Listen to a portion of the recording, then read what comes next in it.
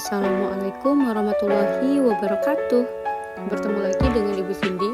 Di video kali ini, Ibu akan menjelaskan mengenai skala prioritas dalam memenuhi kebutuhan. Nah, skala prioritas ini merupakan penyusunan kebutuhan dari yang paling penting sampai tidak penting.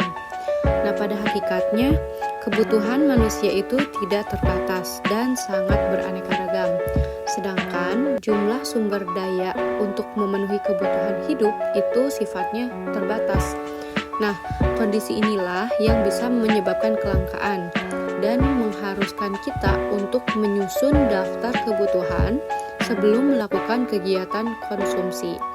Nah, daftar kebutuhan ini disusun berdasarkan tingkat kepentingannya atau yang paling prioritas yang mana dulu nih gitu. Kebutuhan yang harus segera dipenuhi dan mana yang harus atau bisa ditunda. Seperti itu. Nah, kita dapat memanfaatkan sumber daya secara maksimal dan dapat mencegah pemborosan.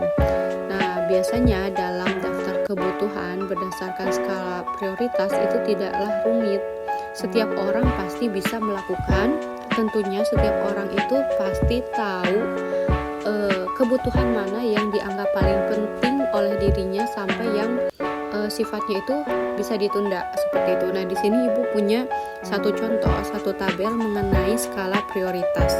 Biasanya orang itu pasti akan memprioritaskan untuk mengeluarkan uang itu untuk membeli makanan sehari-hari. Kenapa sih harus makanan? Karena makanan itu merupakan kebutuhan pokok, ya kebutuhan primer yang tidak bisa ditunda dalam pemenuhan kebutuhan hidupnya. Kemudian yang kedua, menabung. Nah, karena sifatnya ini menabung itu tidaklah wajib, ditunda pun bisa gitu. Tapi bagi orang-orang yang sudah memenuhi kebutuhan primernya, dia pasti mempunyai kelebihan uang untuk bisa ditabung. Seperti itu. Begitupun mungkin ongkos transportasi, orang ingin mengeluarkan uang untuk membayar cicilan rumah, membeli obat, membeli pakaian, dan lain-lain.